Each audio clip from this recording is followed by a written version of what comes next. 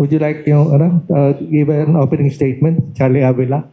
Yes, before I make any statement, I would like to recognize the farmer leaders na nanggaling pa sa Bicol regions at sa Southern Tagalog regions. Si kasamang Eliezer Mansa, nandito po siya. Okay. Kasama Rodel Alferte, Leron Alan Loya, Noel Opeda. Ito nanggaling sila sa Lopez, Quezon at sa mga sa malalapit na bayan sa Lopez. At sa Tagalog region pa din, sa Batangas, kasamang Roger Magyaya. Diyan. Eufronio Colisal. Andyan po sila. At sa Bataan, si Susan Gore at saka si Rovina de los Santos. Welcome po. And then sa Laguna, Elaine Burgos at saka si Lara San Juan. And then from Par Albay, si kasamang Kamsur, Daisy Granada. Dito po siya. Si Maria Cristina Trillanes.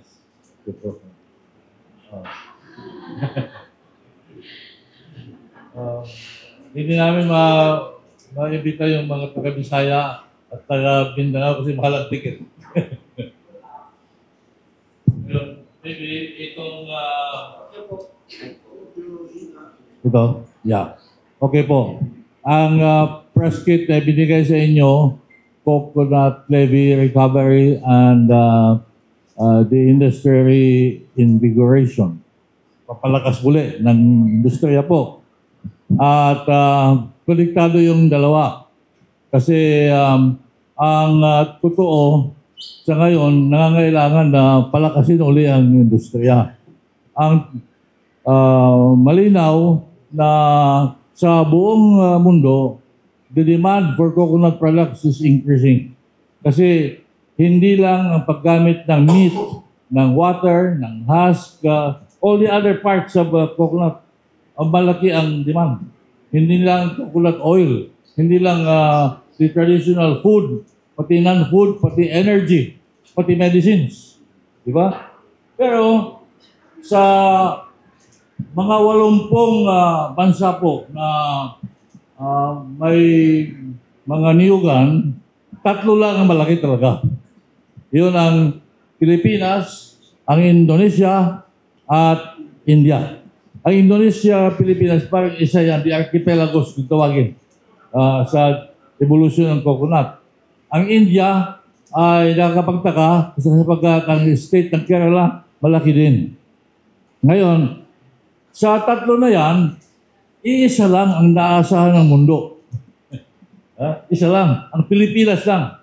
Sapagkat ang India, halos hindi sapat. Malaki masyado ang South Asia ang supply. Ang Indonesia, ganun din. Sila din gumagamit. So, mga kasama ang totoo, almost 80% ng world traded ng coconut products nagagaling sa Pilipinas. Number 1. Number 2, ay ganun man ang demand, ang supply dwindling. Sapagkat while it is true na mga 350 million plus trees sa Pilipinas po, and giving us 15 billion nuts every year. Ang kondisyon po ng mga niyugan natin ay tawag nito, ang easily at least 10%, ang sabi niya iba 30% sinayal na, hindi na namumunga ng madami. Oo. Ngayon nagiging 45 tree. Pababa. Compared to sa Indonesia, almost 180, sa India, 190. Masyadong mababa sa atin. Pero sa atin naman, na-develop ang paggamit ng coco lumber. Hindi yung before a certain age, past a certain age, nagiging hardwood. So gumaganda ang possibilities. Ngayon, I'll actually chase paano natin ma-reinvigorate. Ang kailangan dito sa atin, hindi yung mga magtatanim o mag-aani. We have more than 3 million coconut farmers. Ganon kadami. It's the biggest subsector in agriculture. But also the poorest. Kasi ang nangyayari sa sistema, ang produkto nagpapayaman ng ilan sa labas, ilan dito, karamihan naman ay systematically impoverished. Systematically. Yun na lang sabihin, systematically. Ang last na pinupunto natin dito, bagong lahat, ay may pag-asa sana sapagkat ang kinuha na kapital sa pamamagitan po ng tinatawag na coconut levy in the old days, after 30 years of struggle, nagkaroon ng judicial definition kung kanino yun. Okay? At kanino yun, ang sabi ng doktrina ng Supreme Court sa debate ng public or private, iyan pala ay both public and private. Both. Bakit public? Kasi resulta po ng buwis ng taxation. The public. Pero bakit private? Sapagkat hindi para sa lahat. Para lamang sa mga coconut farmers benefit and the industriya. So walang absolute ownership ang government. Trust ownership ko lamang. Ngayon, ito ang problema. Ang pamahalaan, kalimitan, hindi maiintindihan ito. Lalo na in the past administration. Kung kailan nagkaroon ng naisitabi ang estratehiya po ng pamahalaan sa mula-mula pa ay three ways ang intervention. Naglagay sila ng PCA for the production and productivity, CIAF, oil mills group for the processing at saka trading, at saka, siyempre, naglagay ng bangko, yung UCPB. Okay. Unti-unti, pinahina ang PCA, ngayon pa lamang, again, pinapalakas. Ang CIIF, pinatay, hanggang ngayon kinakatay. I'm sorry, mayroon tayong director ng CIIF, pupunta dito mamaya po, tanungin what's going on. At ang bangko nawala sa eksena. Okay. Ang wisdom ni Secretary Dominguez, panahon ni President Duterte, ay basta kinuha niya ang bangko. Ay minerge niya sa land bank. Yung gusto nila i-merge ang Development Bank of the Philippines sa land bank, umayaw sila sa pagkasabi, magkaiba namang contract, tawag dito, batas. Ganun din ito. Ang Land Bank, Republic Act 3844, ang UCPB, PD, Presidential Decree 755. Di po ba? Pero kinuha. Mayroon na tayo ibang kasama, bakating.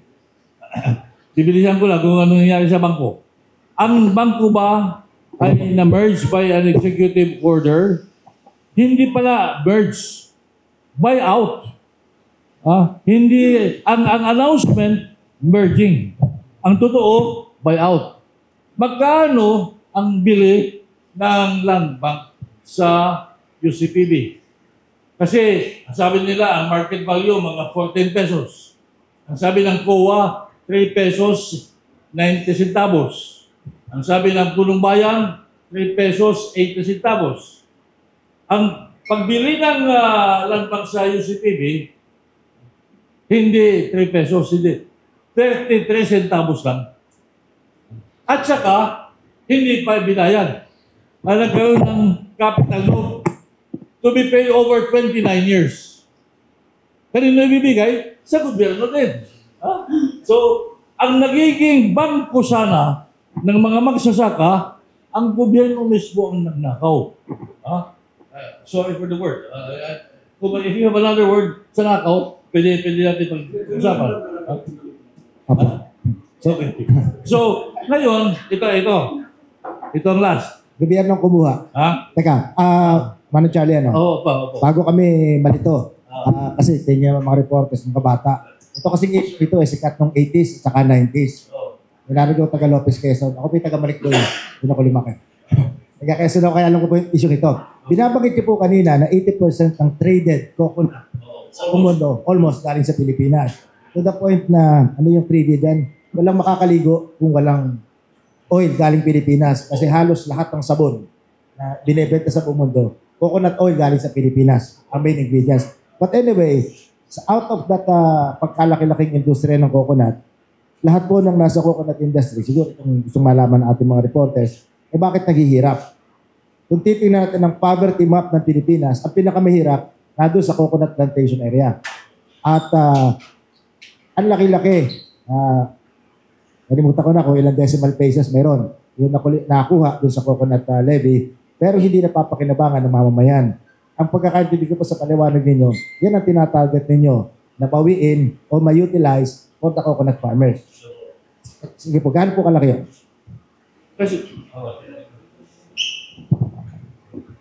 Kasi po yung yung sistema, papunta doon to make a few rich and then make it poor. Bakit? Paano? Kasi nung ma-discover in the 16th century, 17th century, 1690s, na sa 11 na vegetable oils, ang number 1 in quality ay ang coconut oil.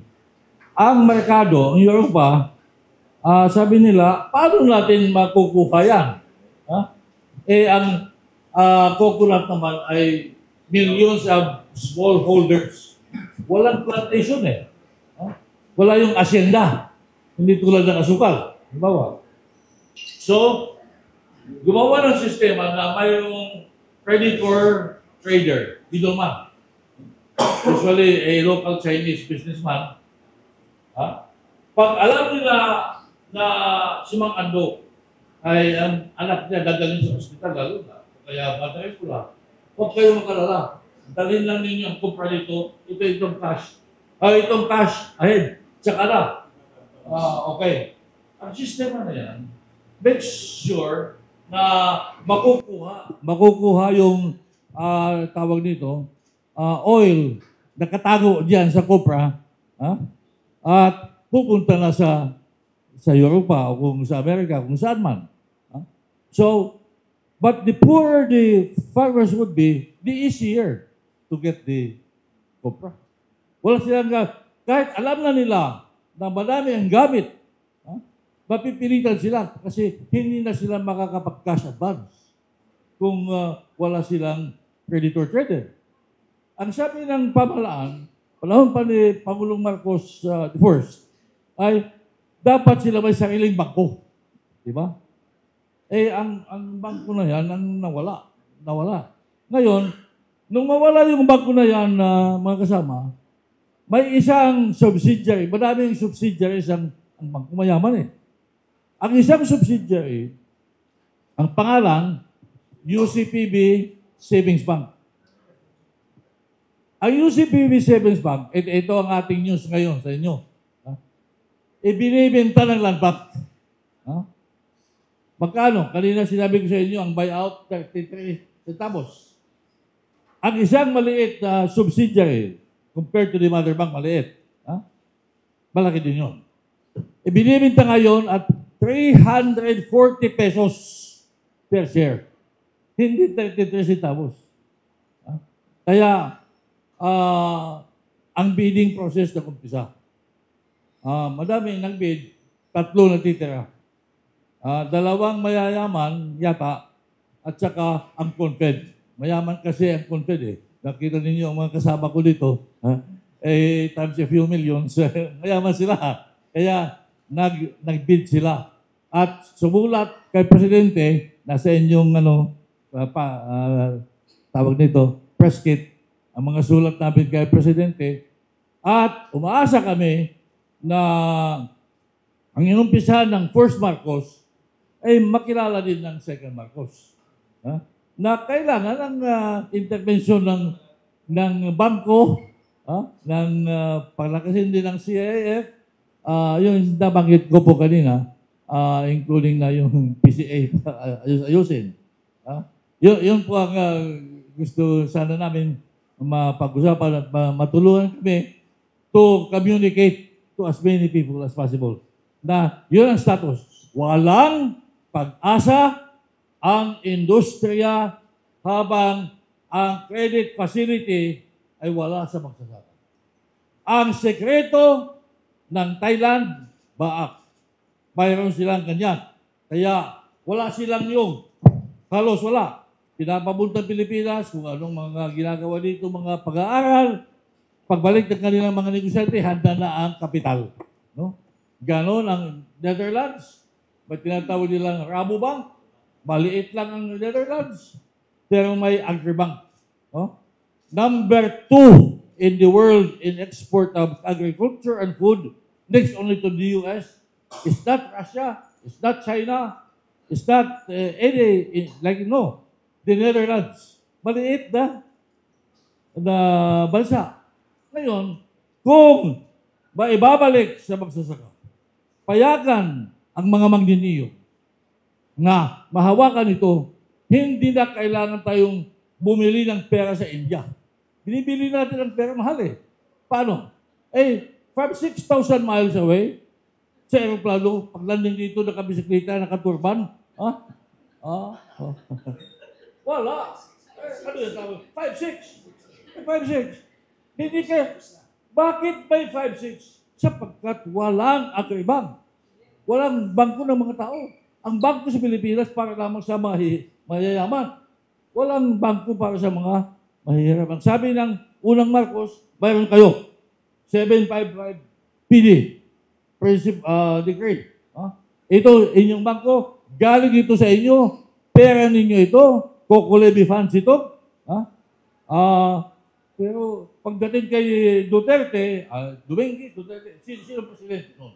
Si Dominguez o si Duterte? Hindi ko mati kung sino. Pero walang pake. Basta kinuha yung bangko. At pumirma ng batas na natitiyak, Republic Act 11524, na mawawala ito lahat. Ang batas na yan, ang propaganda ay maganda para sa magsasaka. Ang totoo, it's a privatization bill. Gusto lang kunin ang mga Coco Levy funded assets. Hindi na gagawing liquid. Pero saan sa Coco Fund, sa Trust Fund Committee, ang pagsasaka? Nowhere. Wala. Wala nga yung DA. Agriculture. Wala nga yung PCA. Wala rin ang Confed. Wala yung Kilos Magniniyog. Wala. Sino nandyan? Finance. Ano pa? Finance. Pato, finance pa din. Ibig sabihin, finance, DOJ. Yan ang dapat bigyan ng pansin ni Pangulong Marcos na baguhin agad yan. Ang nung araw ni Duterte, may isang congressman. Taga Davao din eh. Taga Davao, si Nograles, no? At saka isa pa, ang kanilang ideya maganda. Maganda, which is a management corporation.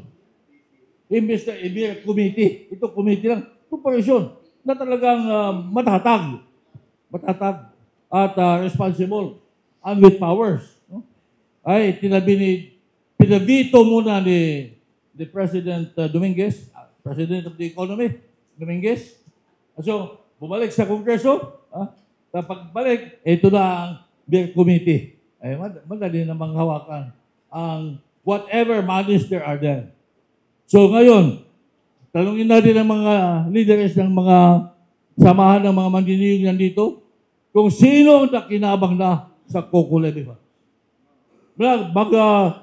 Ang sabi kasi ng batas na yan, punta lang kayo sa DBP punta lang kayo sa landbat, doon kayo makakautang.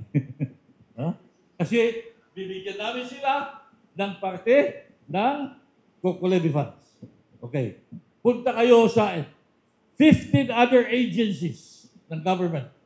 Ha? Bibigyan namin sila ng pera, doon kayo pumunta. Ha? Halos nawala sa eksena ng PCA. Ngayon lamang, nakakabalik na mayroon namang principal role pala ang PCA. Pero wala ang magsasaka dyan.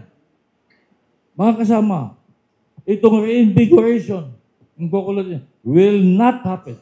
It's impossible pag walang participation ang farmers. Who will do the planting? Sabi nila ngayon, at one time, the Secretary of Agriculture recently said, kukuha sila ng tulong ni Pangilinan o kaya ni Ramon Ang o si Ayala. Sino mayaman? Bakit? Nagtatanim ba yan ng niyog? Huh? Makukuha nila ang pera ng gobyerno. Just like sa airport, halimbawa. Huh? Sasabihin na kami, papasok. We have the efficiency. Effective kami. Eh, nandiyan ang peasant organizations na binabaliwala. Hindi yata yan ang ginagawa ni Oldman Marcos noon. Ginagawa yan ni Digong. Ha? Ginagawa yan ni Dominguez.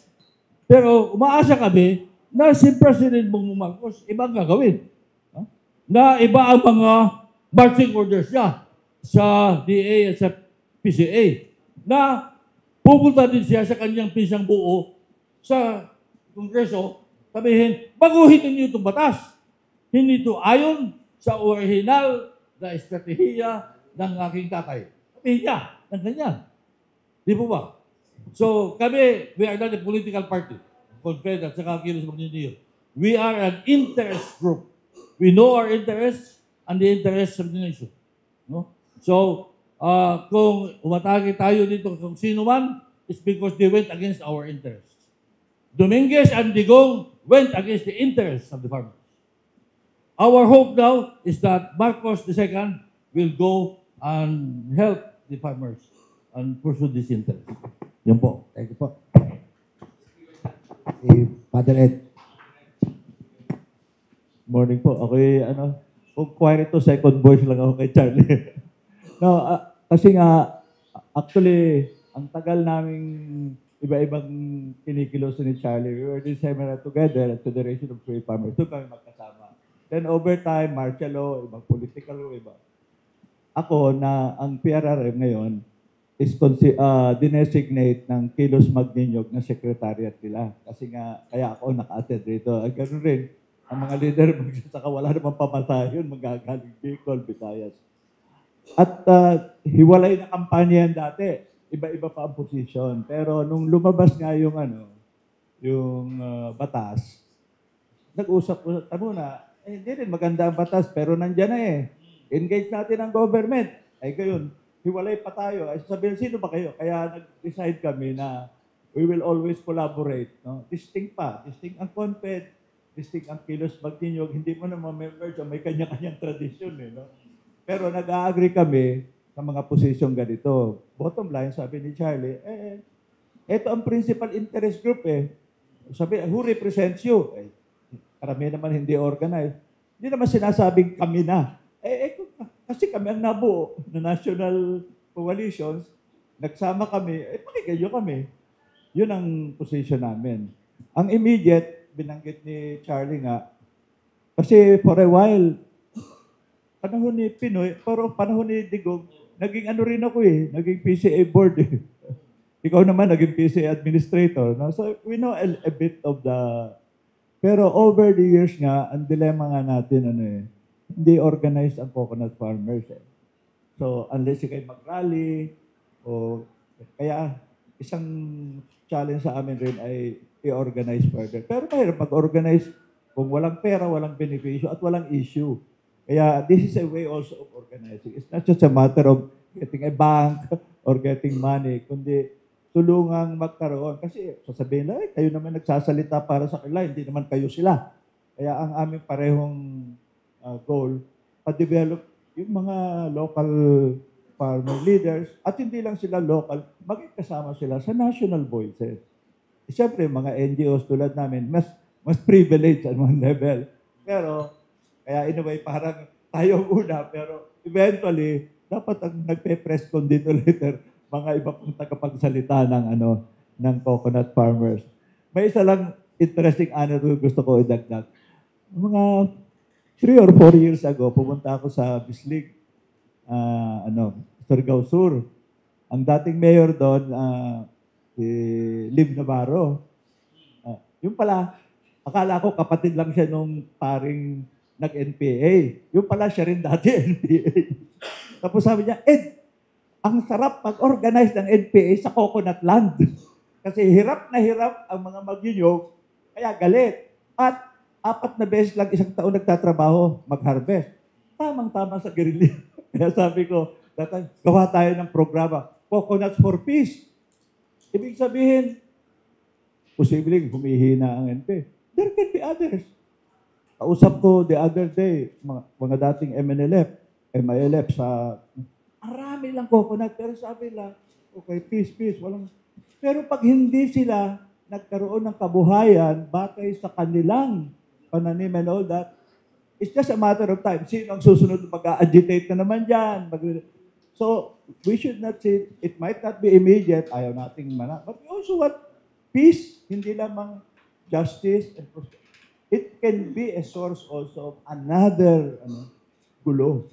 Kaya yung punto namin, kaya mag-usap tayo dito, matanda na tayo pareho, siguraduhin natin hindi na magpatuloy itong pagkaan, kawalan ng katarungan at mamaya tunggalian. So yun po ang diwa ng hopefully in the next days, we will be working together. Basta may position kami, sama-sama lang. Kung yung nauna, supportado kami. O mauna, supporta kayo. Kasi nga, isa rin yung alam mo naman natin, ang dating sakit ng mga activist organization, tayo mismo. Hindi, kaya sasabihin ng government, sino pakikinggan namin? Kaya sa tingin namin, dapat i-unify. And kaya nga, ay sina Charlie ang mas matagal na kumilo siyang inanalyze yung piso. Sabi, sige, supporta to kami rin, no? At saka yung usapan natin, sige, gusto nyo mag-replant ng mga coconuts, magtutulungan tayo, no? Brother Ed, paano pala yun? Kasi may kasabihan Yung mga aktivista mas madali pa makipagkasundo sa gobyerno kaysa kapwa nila aktivista. Oo nga. Depende. Pero in this case, nagtagal ito. Ito was, yung pagpasok ni... Yung kasabihan nyo kasi, Oo. 26 daw naman ng alpabeto Kaya pwede mag-create ng bagong acronym, bagong organization anytime. Hindi, may idea nga kami na eventually mag-MOA para unified. That's all now kasi naka-establish na ang CONFED, ang track record, sila ang nag-negotiate. Kaya sabi ko, sige, supporta kami riyan. Pag sabihin na, ay, hindi kasama yung kilis. Sabi ko, hindi na, ito, PRM Secretariat, mag-uusap kami, gagawa kayo ng MOA. Isa lang position. Hindi hiwa-hiwalay. But of course, there will be others who will try to exploit the previous division.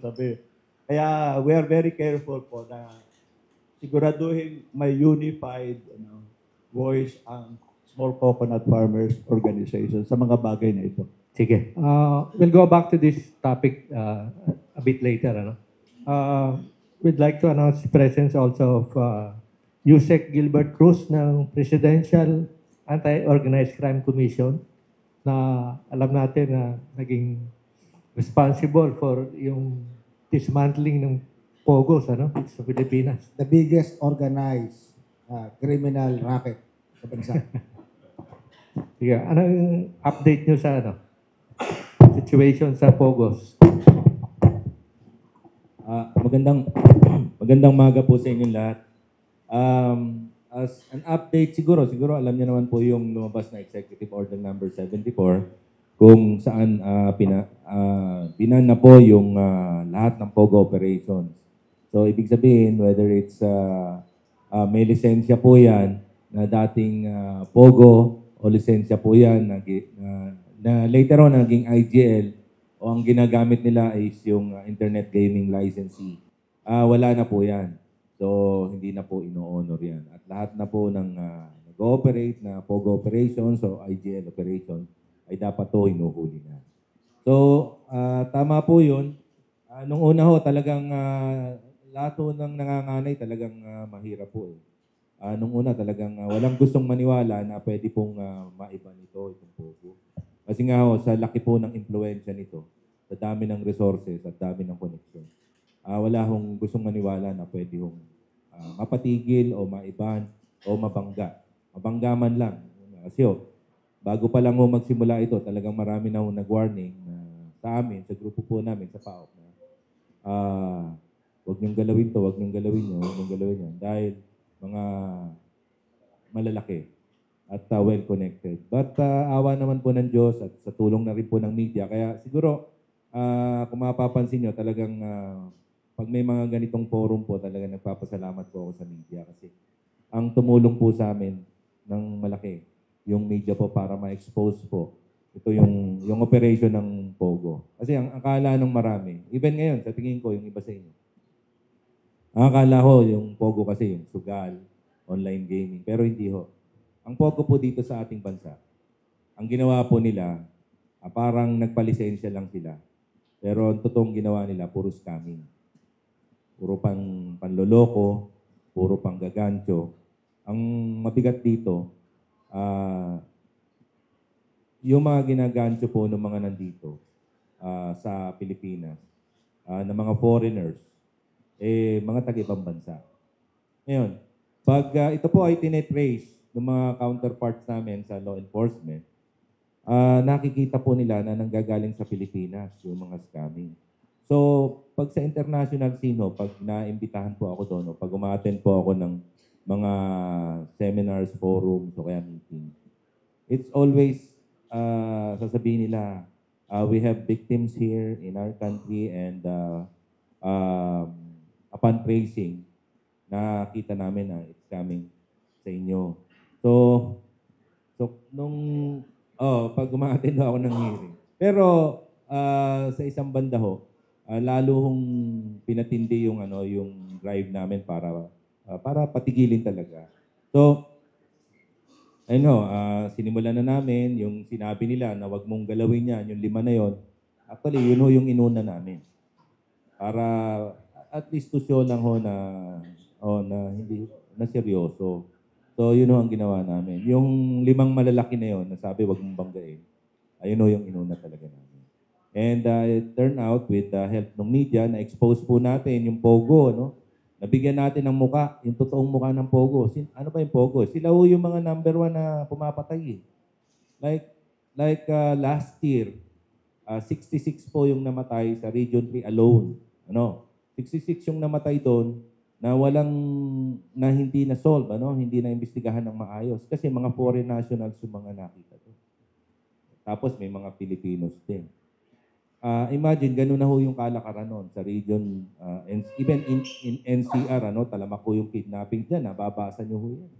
Pero hindi ho nagkakaroon ng resolution dahil nga ho, yung mga involved dito, yung mga foreign nationals, alam na ho nila yung weakness ng mga Pilipinos. Sorry to say, alam na po nila yung weakness ng mga Pilipinos pag iniimbestigahan, pag kung paano sila, how to get away dun sa crime na ginawa nila. Only yesterday, nung madaling araw po, kaya medyo pupungas-pungas pa po ako ngayon. Nag-rescue po tayo ng 34 Indonesians. Okay? 34 Indonesians, ang nagtatago po sa kanila, ang 4 pong Chinese national. Yung isa pong Chinese national,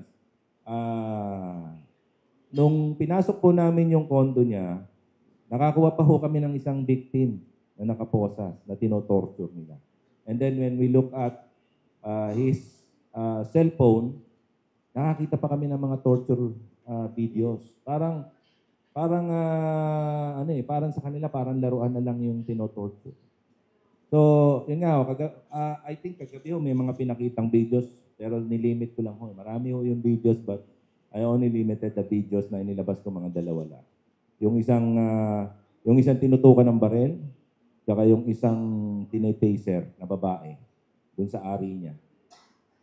So, ganun ho sila ka-daring, ganun ho ka-lupit.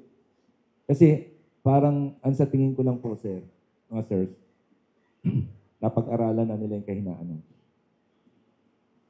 Na ito, kaya naming ilusot ito.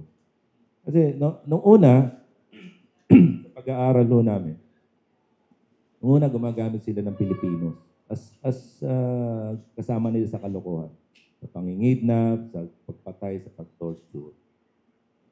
Pero ngayon ho, sila-sila na lang. They have their own enforcers, ano, na kung mapapansin nyo, yung nakakuha ho namin sa Porac, ng mga naka-uniform ng PLA, nagpuntaan ho dito, yung mga awol nila, yung mga sundalo nila. Sanay ho sa ano yun sa mga violent, ano. So, yun ho yung ginagamit nila, yung mga nag-awol nila sundalo. Even yung nahuli ho namin kagabi, babae po ito. Nakita namin sa isang picture na siya po ay nakasuot sundalo. Tapos siya ho mismo yung kasama sa nagto-torture, babae. So, baga sa ano, sir, yung pelikula ni Ma Barker, di ba? Yung mga panahon yun, talagang the first Bonnie and Clyde, first serial killer na babae. Ito, nandito sa atin yung isang Chinese na mabalasik na pogo boss na siyang pasimuno sa pangingidnap. 6 na kidnapping cases ang denial po sa kanya before. Oo. So, nakakatakot na po ito kasi itong mga to, may mga baril na And hindi po paltik yung mga baril nila, mga magagarang baril po. Again, napag-aralan na naman nila yung weakness ng mga natin. Ano? Bakit sila nagkakaroon ng magagarang baril? They have the best resources. They have the best cars. Yung mga nare-rate po namin, Alphard, Lexus, you name it, Lamborghini, yun ang mga gamit nilang sakyan. Land Cruisers na bago, di ba? They have the best buildings, condos. Kaya ako nagmahalan yung condo sa MOA, sa Parañaque, dahil pag may nakursunadaan silang isang condominium na very strategic yung lugar para sa kanila. Name your price, babayaran po. Buong building, okay, buong floors. Buong floor, ganun sila kung bumili. So ano ho ang matitira sa Pilipino?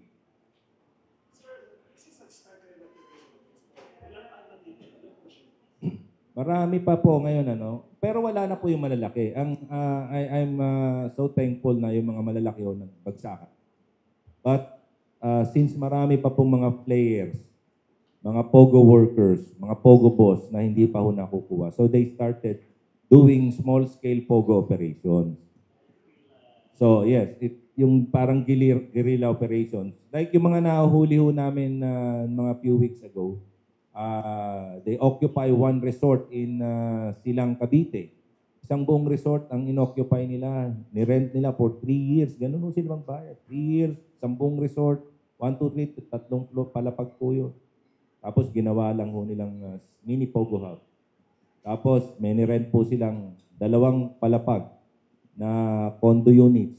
Ilang units po yung binayaran nila para magkaroon. Meron ho 3 level ng underground parking. Ganun po sa mga hotel. So kaya pa po nila, may pera pa po sila. Will they go in normal process and filing a case kayo or outright deportation? Normal process pa rin po. Once we check on the documents po ng mga foreign nationals and they violated yung mga immigration laws natin, halimbawa po, overstaying sila, expired na yung mga visa nila, o kaya ho, wala silang mga passports, then magko-coordinate ho kami sa kanilang mga embassies kasi lalo yung mga nawawala ho yung passport, ayaw maglabas ng passport. So gagawa ho sila ng travel authority and then we will check on their clearances sa NBI, Bureau of Immigration, bago po natin sila i-deport. Ang ticket po, dati po tayo yung bumibili ng tickets.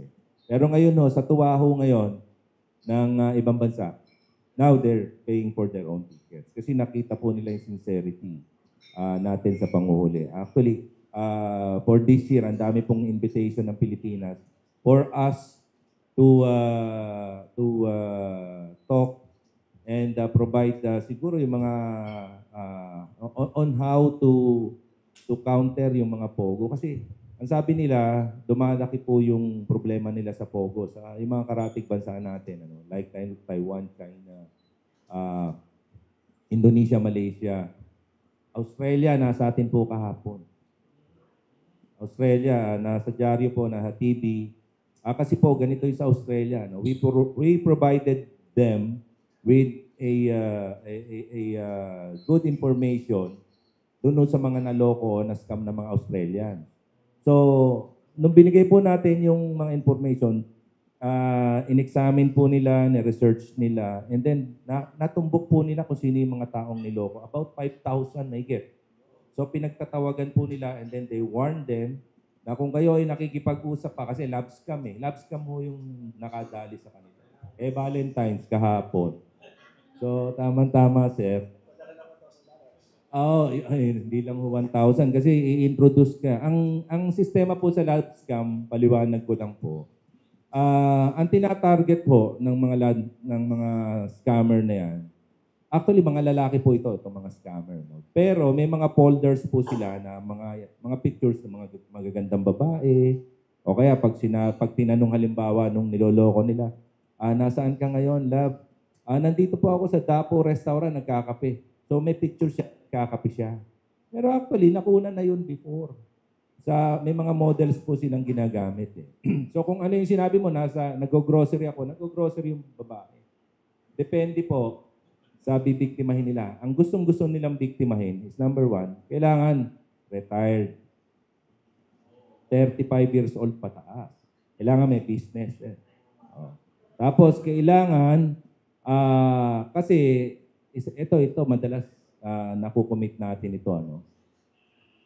Yung sa social media, nilalagay natin sa relation, status, complicated. Single. Tapos meron pa tayo kunyari malungkot. Di ba? Napapag-aralan nila yung mga emojis, yung mga kung ano-anong pinaglalagay natin. Kasi kaya nilang bumayad ng mga psychologists, yung mga psychiatrists, and yung manual nilang ginagamit, looking at it, nakita ko na parang ginawa ng isang psychologist. So, gagawa sila ng isang character. Let's say, gagawa sila ng character ni Ana.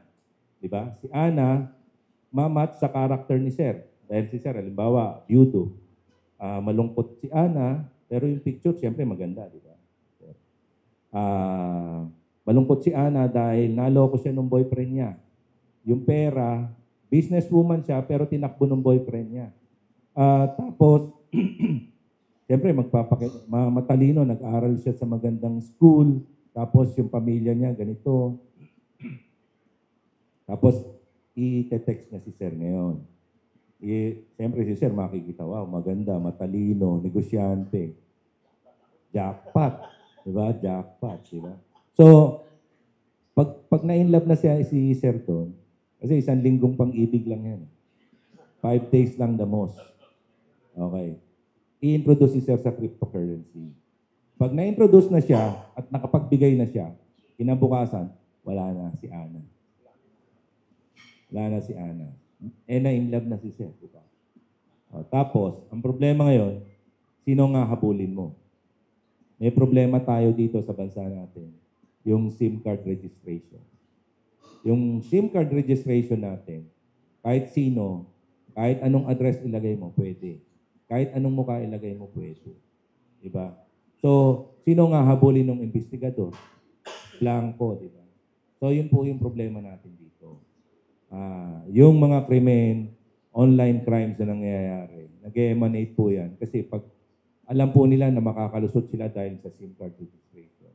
Iba yung fake yung ginagamit nila, mga bogus names, bogus address. So, yun ho. So, kahapon, sabi ko nga, pinag-aaralan namin kahapon, yung engagement nung the day before Valentine's Day, the engagement doon sa mga online platforms, doon mga scammers, mataas. Lalo sa dating apps. Mahabol sa 40 na magkaroon ng date. Kaya lang, ang problema doon, imbis na magkaroon ka ng date, baka magkaroon ka ng problema. So, yun lang po. Kaya na nila kasi they have all the best apps you can buy. They have all the best computers. They have all the best assets, tsaka yung mga cards, SIM cards. from abroad, SIM cards from here in our country. So, marami. Paano nakakalusot sa mga LGU? Samantalang hindi naman sila taga-asimilate. Please speak out. Kasi nakita sa sundin mo sa taglero, hindi maaari. Ano yan, ganito yan. Yung mga small scale pogo hubs natin, like yung mga, yung gagawa na lang ng small scale pogo hub, parang sa akin, they're hiding in plain sight. Ano ba yung mga lugar na pinipili nila? Like resorts. Pag sinabi mo resorts, a lot of tourists are in that resort. Diba? So it's quite normal na makita mo siya na palakad-lakad sa beach, bumibili sa tinda. Normal lang. Sa BGC, sa MOA, it's normal to see yung mga foreigners dyan. Makati, normal lang eh. So hiding in plain sight. So kaya nga, yung pag-aaral po na ginagawa ng PAO, although nakakahuli kami doon sa mga lugar na mga remote, but the same thing pa rin, nasa malapit din sila sa mga areas na kung saan maraming tao. Hindi sila magtatago. Just like may isa pa akong tanong dyan, di ba yung Pogo, ang lisensya IGL? Ano ang pagkakaiba ngayon? Yung mga legal na casino na may resort na nag-ooperate din ng online using that IGL license? Wala na pong IGL, sir. Totally. Isa. Totally. IGL, dati Pogo yan eh. Pogo license now, it's IGL. So wala na po yan. So yung may mga resort casino, bawal na silang mag-online.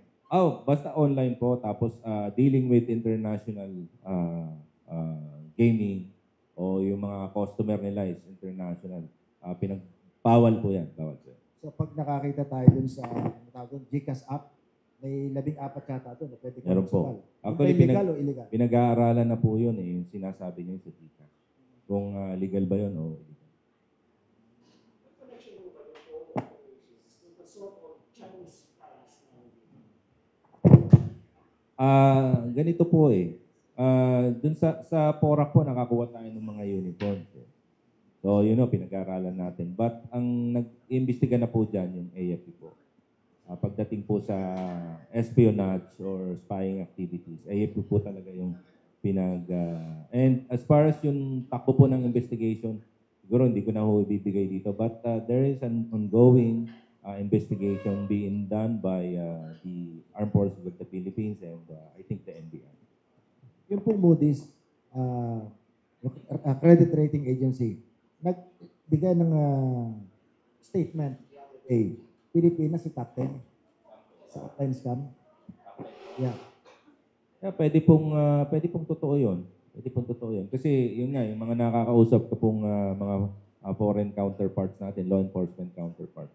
Every time they do investigation, lumalabas ho na yung mga scamming activities o yung source ng scamming nanggaling po sa Pilipinas. Gulatin niyo po kami. Gaano po kalaki ito sa inyong estimate? Ayoko po magbigay ng figures kasi iba-iba po no. Like yesterday we have the Australian authorities yung sinabi nila yung na-prove lang nila na nakita nila na nabiktima yung 5,000, di ba?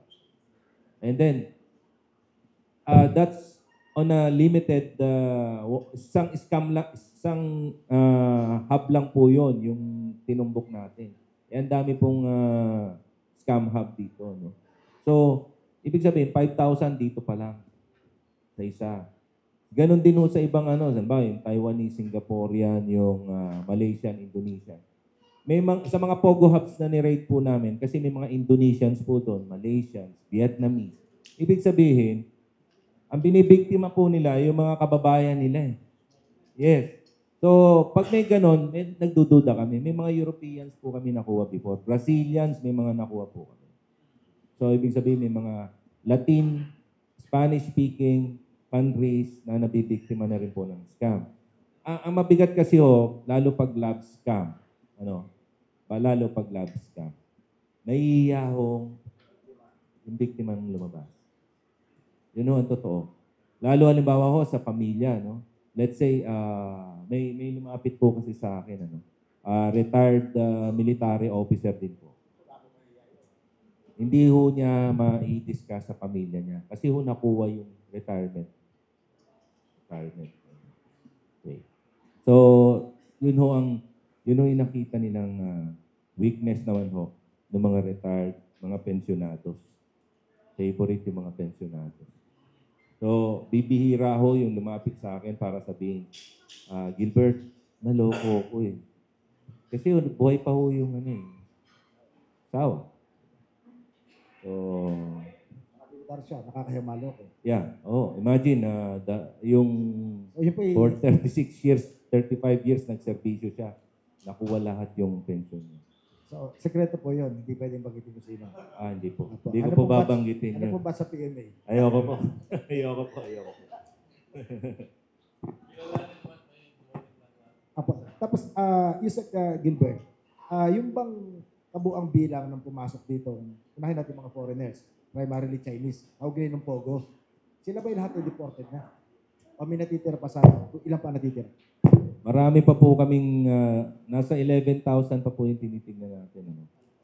Opo. So far, ang naipa-deport pa lang po natin, nasa 3,000 pa lang po. Ano po yan? Nakademanda po sa atin. Si Alice Go, nakakulong pa rin po sa Pasig. May mayor po tayong mga dinimanda. May mga mayors po tayong demanda and other government officials na dinimanda regarding dito sa mga POGO operation. Hindi ko ba, kung tama ang pagkakatanda ko, maraming nahuli nyo, ni-raid na Pogo Parañaque at Pasay. Tama po, marami po doon. Yung po bang mayor doon, balak nyo demanda? Alam ko ho, inimbestigahan na po yan. Panahon pa po ni Secretary Aban. So wala pa pong kaso. DILG po kasi nag-iimbestiga dyan. So, yun nga ho, pagdating ho sa investigasyon kasi, sa PAOK po, we only focus on the operation of the POGO. But as far as the local government officials na involved, talagang binabato po namin sa DILG. Or like, halimbawa po, yung recent na nahuli namin doon sa Intramuros, meron pa mga government-issued IDs na nakuha doon. So, government-issued IDs like the DOLE, original po yun, sir. DOLE, the marriage contract, birth certificate, death certificate, passport. So, tinawagan na po namin, in-inform na namin yung mga agencies kung saan po nanggagaling yung mga government-issued IDs na yun. To investigate bakit po nakarating dito sa mga travel agencies na yon na ban. Ban na po yung mga travel agencies na yun. Na ban, nandun pa rin po yung mga, sino po yung contact sa mga ahensya nila. So, yun po ang nangyayari. Kasi ang mabigat po doon, like yung isa nakita namin, ang pangalan niya po doon sa raid na yon is Filipino name, pero yung picture obviously Chinese. So, yun na ho. Tapos, nung may asset po kami, na ginamit, and then yung asset po namin, kasi kasal po siya Ang drama po namin is, yung asset, kasal ka, tapos tignan mo kung kaya nilang patanggal yung kasal. Pero ang solusyon na binigay nung sindikato is, patayin na lang natin yung asawa mo, patayin sa death certificate, di yung literal papatayin. Papatayin sa death certificate, and then gagawin ka namin uling single para mapakasalan mo naman yung Chinese na boyfriend mo. So, ganun po. So, may pag-asa pa po tayo rito. Pinakamadaling paraan, sabi. So, ako nagulat ako na ganun. Pwede pala yung ganun. So, ang bayad po doon sa patayin natin sa papel is 150. Ngayon, kung gusto niyo magka-passport, complete package, 350 to 500,000. Complete package, may marriage certificate ka na, may birth certificate ka na, late registration nga lang. Tapos may passport ka. So, it's still ongoing. That's why sabi nga namin kailangan pa imbestigahan. Ito po yung ongoing pa hanggang ngayon, kasi ilang pala yung nare-rate. Yeah, medyo maingat lang sila ngayon. But lumulusot-lusot pa rin po. Kasi matagal na ho ito eh. Pero kailan lang, few days ago lang namin ni-raid yung isang lugar na yun. Travel agency, a banned travel agencies. And we are looking at 21 banned travel agencies. Yung pong tanggapan na, yung PSA, dating NSO, hindi ba nyo sila bibigyan ng tip o iti-train Kasi ang pagkakaintindi ko, mga nagtatrabaho dyan, probably the most na sa mga public servants. Kasi yung sa mga civil servants, kasi hindi sila pulis mag-isip eh. Sila nakatutok lang dun sa papel. Tama po yun. Kasi po ganito eh. We call the attention. Opo. Yung mga, kasi like halimbawa po, yung mga ID na kuha po natin, yung sa BIR. They have BIR IDs also. Binigay po namin lahat yon sa BIR and then we ask them. Yung chinek po nila sa data nila, sa records nila, nakapasok. So meaning, nanapiran. Nakakapasok. So, hindi kami ho nandito para bigyan ho ng solusyon o gawin nilang yung solusyon yung mga problema. Kasi yun ho, problema yun eh, na nakakakuha without appearing, di ba? Yung LTO license, ganun din po. Nakakakuha sila without appearing. So, bakit? Ano ba yung pwede natin gawin para hindi na mangyari? So, yun ho yung binibigay namin solution doon sa mga kausap natin. So, yung napansin nyo, yung iba naghigpit na po. Kasi nabigyan po namin sila ng, kinol po namin yung attention nila na may mga ganito na nangyayari. Tama po yun, yung iba kasi they are engrossed lang sila dun sa daily routine nila, no, sa papel. But as to kung paano ika-counter, hindi pa po nila iniisip. Basta sa kanila, yung, kung ano po yung daily na ginagawa nila. Tuloy-tuloy lang.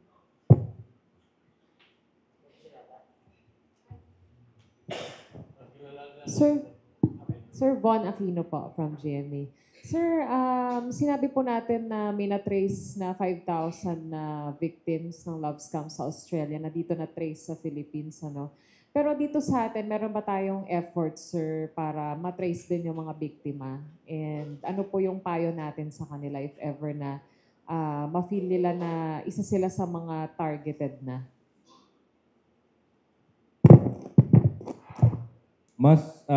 Meron po tayong efforts dito, hindi po kasing bilis ng mga counterparts natin. Kasi we just gave information in a very short period na ilabas nila sa yung mga pangalan, yung mga biktima.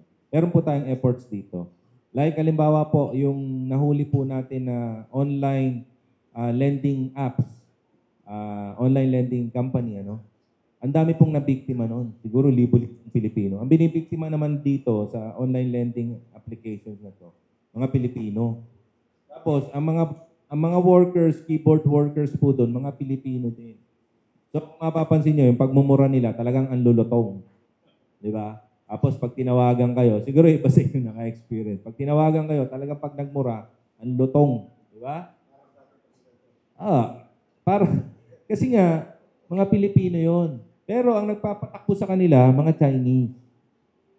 Okay? So yung na-rate po natin, kailan lang, nakakuha po tayo ng, I think, hundreds of Filipinos. Awak pa po natin. And then meron tayong dalawa Chinese na nahuli. Yun, na-imbestigahan po natin yon because yung investigation na ginawa ng National Bureau of Investigation tsaka ng PAO. Natuntun po natin yon. And meron po tayong about 800 of those apps online. Again, 800 o 1,000 apps na ganun. Puro lending apps. Kaya pag sinabi nilang kasi madali hong maaprubahan eh. Ano? Ganito, kasi nagpapasok kami ng 4 na tao na nangutang. Ano? So, umutang sila ng tig 10,000. Ngayon, few hours, 2 hours lang yung isa. Umutang siya ng 10,000, binigay na kagad sa kanya yung 6,000 sa GCash niya. So, bawas na kagad. After 1 week, tinatawagan na siya. Minumura na siya dahil 1 week lang ho ang usapan. Tapos noon, may mga pinadadala na sa kanya. Yung iba ho, maawa kayo doon. Yung mga teachers pa, no? Ginawa sila sir nung AI. Photos na naka-nude sila. Na may kasama pag may mga kasama silang lalaki. Ganun po eh. Kaya nilang gawin sa AI. So, let's be careful of yung mga online lending apps na yan.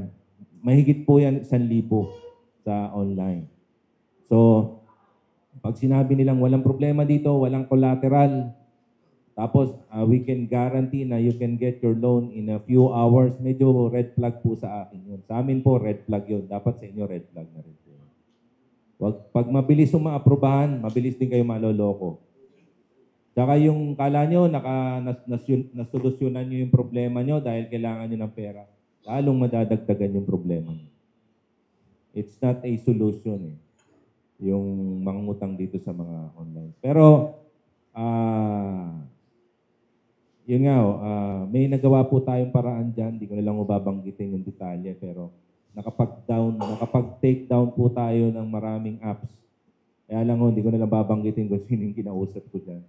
Pero tinake down po namin about 60 plus apps para ho makatulong. Ngayon, swerte po ng mga nakapangutang doon dahil baka hindi na nila bayaran yung mga utang. Nako. Ang mabigat doon, sir, mabigat doon, for every apps, chinek namin yung apps na yun. May nag-download na mga 800,000 sa isang apps. 1 million na higit sa isang apps. Okay. Pagpalagay na lang natin na 500 ang naaprubahan doon. 500,000 ang naaprubahan doon. Ilang Pilipinos yung, diba? Yung, tama po. Meron po nagpakamatay. Ano yung sa inyo, sir, nabaliw. Ayun. Kasi talagang grabe yung harassment. Kasi yung mga Pilipinos naman na nangaharas, sir, kasi they get certain percentage doon sa masisingil nila. That's why porsigido sila, sir, na manakot. Well, tinitira namin ng threat, saka yung cybercrime laws, yes. Saka cybercrime. Sir, mga POG operation din ang gagaling itong mga lending apps na ito, sir? Opo, actually, ganun po ang sistema. Mga grupo po ng mga magpupugoy. Tapos sir, ilan na yung nahuli natin?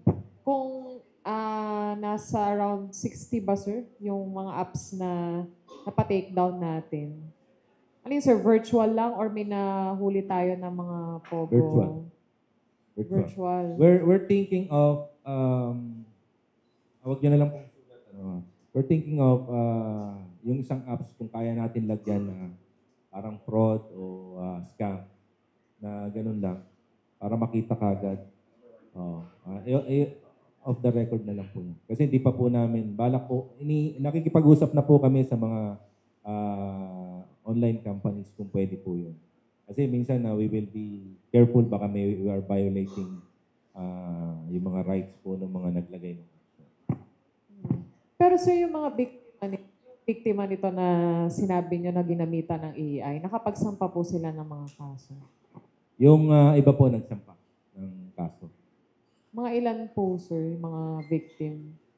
Sa ngayon, ma'am, yung mga naharas, like halimbawa, na-post po ng mga talagang nakakagimbal na mga post. Yun yung mga porsigidong magreklamo. Kasi they want to redeem yung negative na ginawa sa kanila. So yun lang yung malalakas ang loob na magreklamo. Like halimbawa, sobrang binaboy. Naawa ako dun sa isang teacher dahil talagang grabe yung pinost na AI. Obviously, AI naman. Kasi kung sexy ka, tatapatan nila nung medyo hindi magandang katawan yung katawan. Oo. Tapos kung talaga puro false information ang ilalagay nila. Like, may kabit ka, di ba? May kabit yan, huwag kayong maniwala dyan sa teacher na yan. Saan po pinopost, sir? Sa kasi ganito, bago po nila approvean yung loan mo, isa sa agreement is you have to surrender yung contacts mo and yung gallery mo. Oh, no. Yung photo gallery and video gallery. Yes, opo. Opo, tama po yun, sir. Yung isa yung screenshot ng bahay niya, ang ganda pala ng bahay mo, siguro ang sarap mong itukhang. Tapos, minsan, yung pictures ng mga anak mo, oh, dalaga na pala si Neneng. Mga ganun ba ang ipapost sa'yo? Tapos sir, ano po yung sinesend doon sa Send yun. victim? Sa Or victim. may nagpo-post sila online? Yung mga ganun na dalaga na pala si Neneng, siguro ang sarap rapin niya, sesend sa'yo yun. Sa nanay o sa tatay. Diba? Tapos, pag hindi ka pa rin nagbayad, medyo doon na ilalagay sa Facebook account. Opo. Sir, sorry Kaya nga, sir. sir, tama yung sinabi mo, sir. Maraming, yung sa akin, sir, may nag-report po, 2 yung nag-suicide. Sir, may update po tayo doon sa, sir, voluntary repatriation ng mga Indonesian victims na na-rescue natin recently po sa Pasay. Yun po, yung isang araw po yun, hinihintay na lang po natin yung confirmation ng Indonesian Embassy. But, may voluntary deportation po. Repatriation na mangyayari. Tapos sir, last na lang yung update natin dun sa rescue op sa Paranaque. Kung may kinalaman po yung mga nahuling Chinese sa Pogo. Opo. Yung may tinorture ata yun, sir. Yung ito, ano pa rin po yun? Pasay pa rin po yun. Pasay, sir. Opo. Yung Chinese na tinorture, kagabi po, pinagamot po, kahapon ng hapon, pinagamot po namin. 2 po yung bali niya sa shoulder, and then yung tortures niya, inaasikaso na po. 2 yung bali niya sa kanyang left shoulder. And then, ipapaila natin ng kidnapping again, yung mga involved doon, and then serious physical injuries, yung mga involved po sa torture. Bakit hindi niya po isinasa publiko yung mga ganyan video? Para matakot yung tao. Maging sila. Kung gaano kalapit itong mga to. Meron po, may mga videos po kaming Siguro, mamaya paipon ko yung ibang videos para maibigay ko po sa inyo. Sige, balik muna natin sa coconut industry. Baka merong gustong madunod sa Gusto ko kanila. lang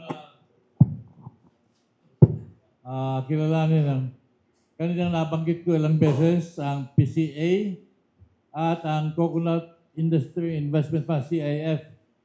Mga kasama, nakita ko ngayon ang dating administrador ng PCA, si Mr. Benny Cruz, nandito sa atin, sama?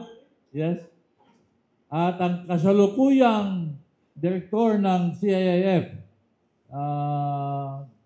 nakita ko ganyan pumasok si Ginoong Joe Escartin. Yeah. So we have both from CIF and from dating PCA.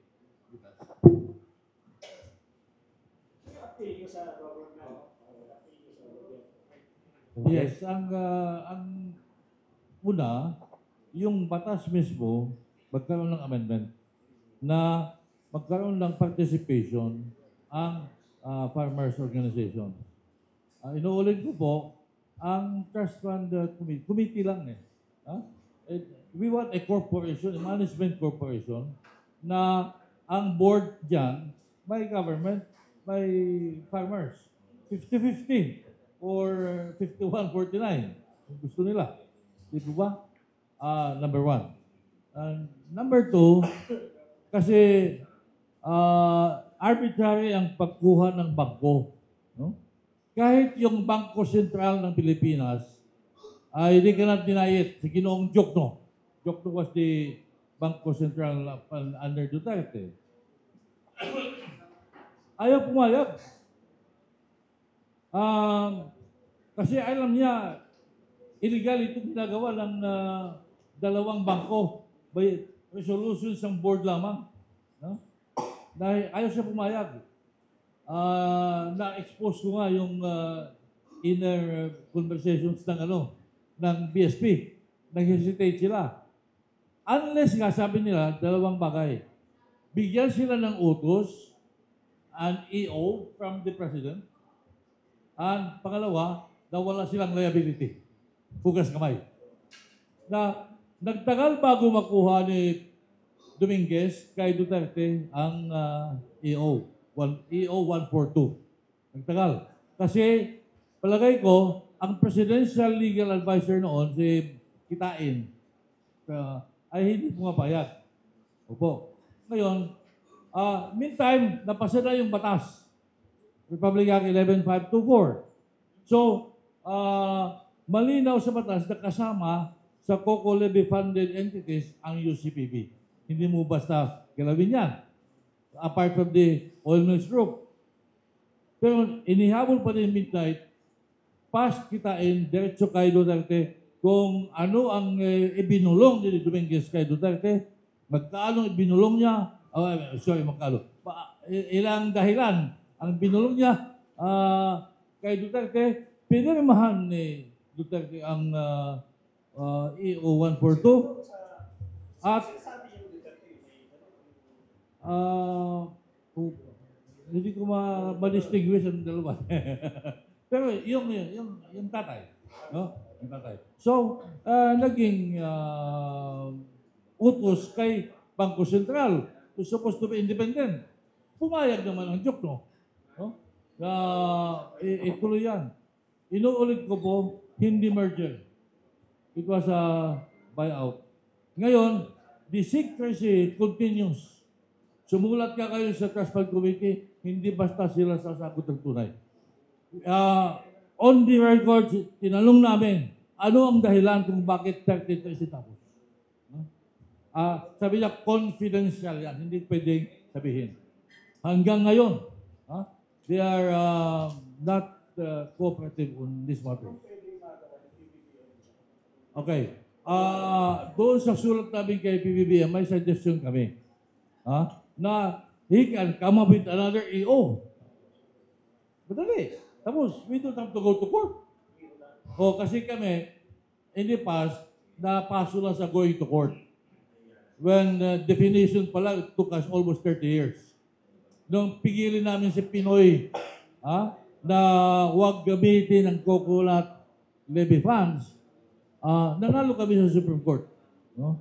So, masasabi ko na lahat na inakyat namin sa korte nananalo. Ultimately. Yung ultimately, gano'ng katagal? Di ba? Ano yung pangda mo pagpatay ng kabayo? So, ito ngayon, ang hinihingi namin kay Pangulo Marcos, an EO. And we have given the reasons, we have given the suggestion magkano EO.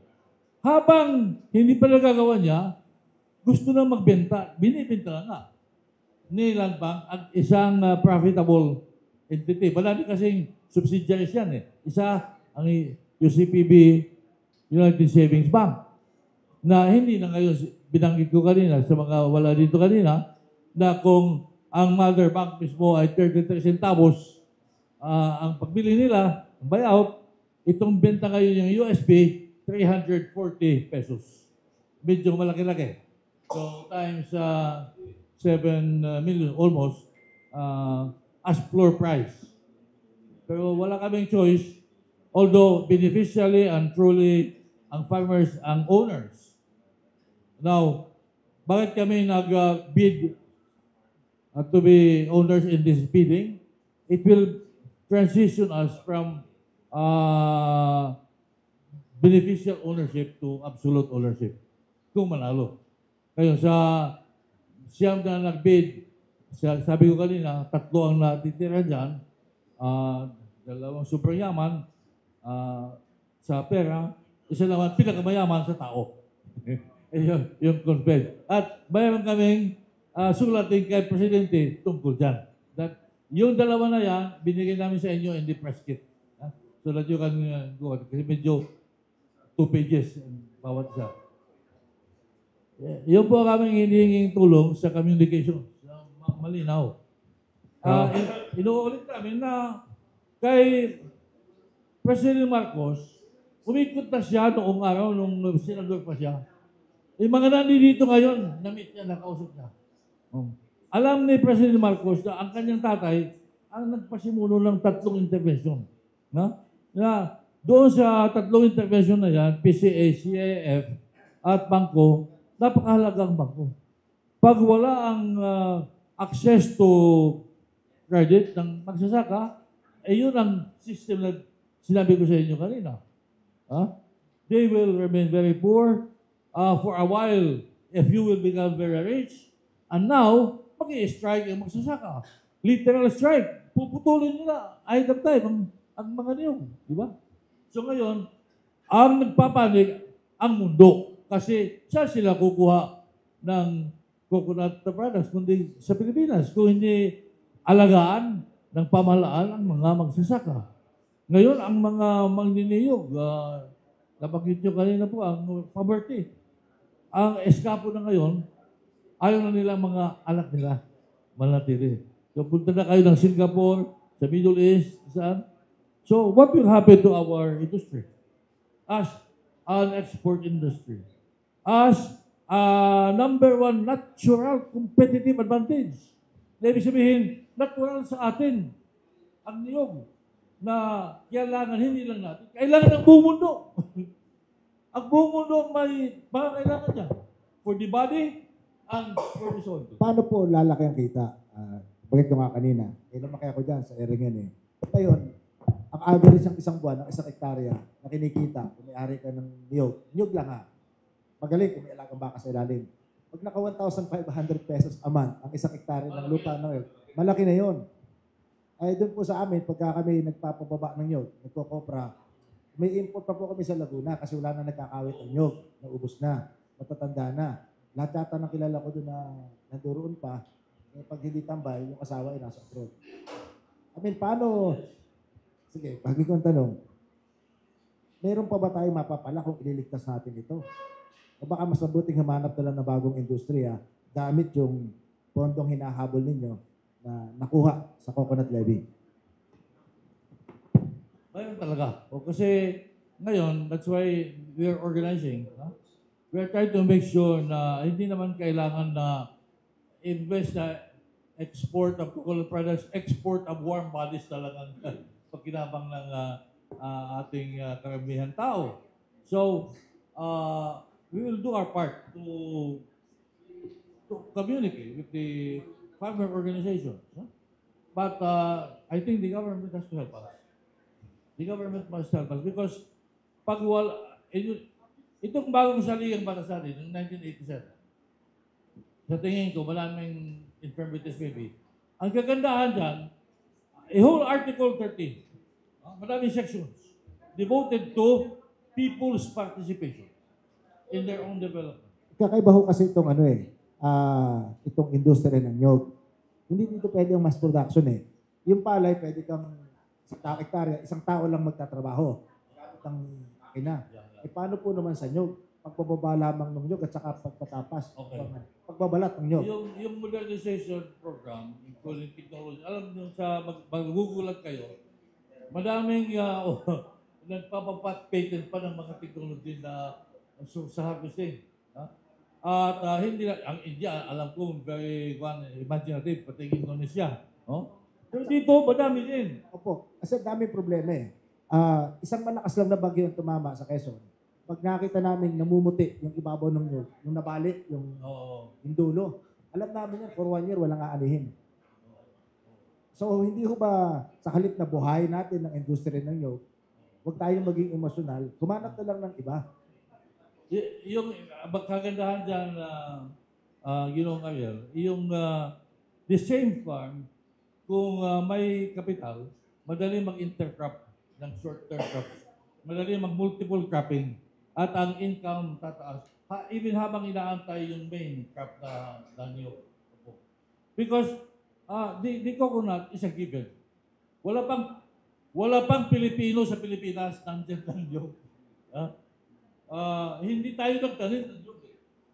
Pero nung madiscover ng Kastila in the 17th century, na ito talaga ang hinahabol ng mundo, bukod sa natural na nasa atin, nagmando pa sila na bawat Pilipinong magtanim ng 200 coconut trees.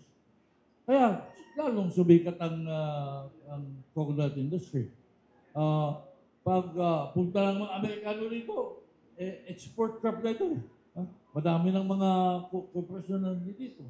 Now, on the technology side, from planting to harvesting to processing, lahat na yan, to including and padamihin ang mga coconut products, hindi lang sa meat, sa wood, sa husk, sa sap, sa lahat na yan. Literally, 1,001 products that can be, you can produce to sell locally and internationally. Food and non-food. And we should become easily the oleo capital country of the world. No? Madali. Imbes na naging oleo chemical capital tayo, yung kaisa-isang coco chem natin, nawala sa eksena. Oo. Andito kasi Director 1 sa 6. Salamat, Brad. Kaya napaka-laking hamon sa ating gobyerno. Opo. Hindi sapat na sisihin natin ang mga nakalipas na. Pero gusto ko lang bigyan ng diin na ang ginawa talaga ng past administration, kailang matuwid. Tuwirin natin yan. It should not continue yung batas ni Duterte. Yung pagnanakaw nila ni Dominguez ng bangko. Huwag naman pagpatuloy yan. Unless something is done with it, it's there. It will be continuing. It will be a given. Kayo po ba yung naniniwala na ginawa na yan, daming oleochemical factory na inilagay. Pero ang problema nga po, yung napaka-labor intensive ng coconut industry. At yung labor intensive, pag inaasan natin ng papasweldo sa magkasaka, baka hindi na competitive yung product. Alaban natin yung langis galing doon sa mais. Eh yung maisan, kahit 1,000 hektarya sa Australia, 5 tao lamang kasi sinusweldohan. Regular silang nag-aani. Eh yung 1,000 hektaryang coconut farm, kahit po 100 tao, hindi kaya patakuhin yun. The secret there is the ownership issue. Kasi kung co-owners ang farmers ng enterprises na manggagaling sa mga barangay nila, pati ang makikita nila kung anong pwede. Di ba? Oo. Yes. Kasi kung kopra lang talaga, the world market dictates the price. Sasabihin nila, ito ang presyo. And tinawag ko kanina ng creditor traders will follow. And then, ang mga magsasaka, pag hindi sumunod, mawawala sa eksena. Kasi wala na silang kasadvance. So, whatever the price, they will take. And they cannot do other things. So, ang tama yung gobyerno na magkaroon ng intervention ng UCPB, ng credit facilities. Hindi tulad ngayon, tinanggal ang UCPB at pinagsabihin ng pakonsuelo ni Bobo, bibigyan naman namin ng DBP at ng Land Bank. Pagpunta mo sa Land Bank sa DBP, sabihin, punta kayo sa PCA. Pagpunta niyo sa PCA, sinabi lang, wala sa amin ng pera, nasa DBP. Yung volleyball game na yan, matagal na yan. At maraming mga leaders nito, alam nila kung ano ang laro dyan. But ang isa pa, may mga samahan na sila, sasabihin, sandali lang, ito yung samahan ng matagal na, pero wala pa kayo sa CDA. Yun. So, an instrument of exclusion o delay. Kasi, registered lang kayo sa DOLE, o registered lang kayo sa local government, o registered lang kayo sa SEC. CDA kailangan nyo. Yung Cocolevy, pinamigay sa CDA, sa PhilBec, sa DTI, sa 15 agencies. Except the farmers. Ito, ako naniniwala, madaling maintindihan, alam ni Pangulong Marcos ito.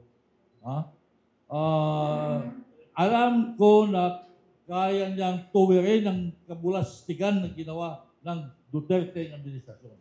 Kaya niya. Ang kailangan lang, pakinggan muna na yung kanyang mga dinalaw ng mga magsasaka, organizations, hinihingi sa kanya. At this time, kasi hindi magtatagal, another 2 years, magiging legitimate ang pagbenta sa lahat ng strategic coconut industry investment fund, mga oil mills. May mga strategically located part na, you know that, no? Yes. Yung may mga ports. Oh. Yun bang mga magsasaka, tinanong ninyo, yung tanong na, ano bang gusto nyo, iligtas natin ang coconut industry o isalba yung mga magsasaka? Ano ba po yung... Ano bang gusto natin iligtas ang unahin? Yung industriya o yung mapaluan ng buhay ng magsasaka? Baka ho naman tayo lang nakikipaglaban, iligtas ang industry. Baka naman magsasaka ng gusto nang makawala sa industriya. Because in fact, that is the most important question. It has to be both the benefit of the farmers and the survival of the industry. Di po ba? Kung inyong susuriin po, Kasi po yung may kasabihan, nung araw, sa New York, maraming nabubuhay nag-aalaga ng kabayo kasi uso ang kalesa. Nung nawala yung kalesa, hindi nila iniligtas yung industriya ng kabayo. Ang iniligtas yung mga tao na nagtatrabaho. Yes. Baka ho, nire-repeat natin ang kasaysayan. Baka tayo lang mga nag-aaral lang nakakaisip na dapat isalba ang coconut industry. Nalimutan natin yung pinakamahalaga sa coconut industry, yung industrious na mga farmers. thank you ha. Kasi alam mo, Ariel, yung inaaral ko yung mga batas na nandyan, intervention, hindi talaga primary ang kapakanan ng magsasaka. Hindi. It's only the survival of the industry. Because the industry is crucial to the national economy. Ngayon, what happens to the farmers? Wala masyadong sa batas. Wala masyadong sa batas. Wala sa application pati ng batas. Kaya itong nanalo ang farmers against the extreme privatization ng Cocolebe Farms. Hindi mo naakalahan ni Mang Andot ni Aliso na magiging kalaban niya ang pamahalaan na supposed to be tumulong at tutulong sa kanya. So, wala na yung problema nila kay Danding Cuaco. Dito naman sa pamahalaan ng Republika ng Pilipinas ang kanilang bagong at panibagong nagiging problema. Yun, hindi sana mapagpatuloy. Can you give us an idea kung magkano yung na-collect na Cocolebe Fund? At yung, meron bang estimate kung magkano ngayon dapat na... Estimate lang, yes. Kasi Magkano yun? ang original 9.6 billion, lumaki yan. Madaming pinasukan. Ang oil mills group, insurance, lahat na. Madaming korporasyon. But, etc. At a certain year, pumasok sa San Miguel. Okay? Lumaki talaga doon. Kasi, ang naging may-ari ng San Miguel Corporation, yung farmers, government for farmers shares. Yun. Ngayon, naging preferred shares na lang. Yung common shares ng over our objection. Object kami na hindi gawin yun. Natalo tayo doon, pero naging cash. Nung maging cash, 57 billion, naging 74 billion, naging 100 billion. Magkano na ngayon, you have to take, yung cash madali, tingnan. Kasi nasa Bangko Sentral. Ito yan. Yung value ng other entities, kasi ang valuation, sasama mo yung strategic position ng oil mills. Yung port, ilang billion isang bawat isa. Who is to say? Market will dictate, yeah. But who is to say? Ang lalaki. If you tell me plus another 200 billion, possibly. But I say, how do you prove that? You only prove that in the market. Ito ba? Si Indonesia, si Manny Pangilinan, nag-list one of these in Davao. Malaki. Kahit wala siya nagawa masyado, bigay siya ng bigay. And then I think ang Indonesian did not like what they saw. Pumasok si Manny Pangilinan ngayon doon sa Axilum. Magaling ang management dyan. Larome Chan. No? At they're doing very well. No? There are a few progressive guys doing well. but the farmers are always neglected. Kasi ang affirmative action na kinakailangan for the coconut farmers, the number one exporter ay the agricultural field. Magkano ang subsidy sa rice? 300 plus billion.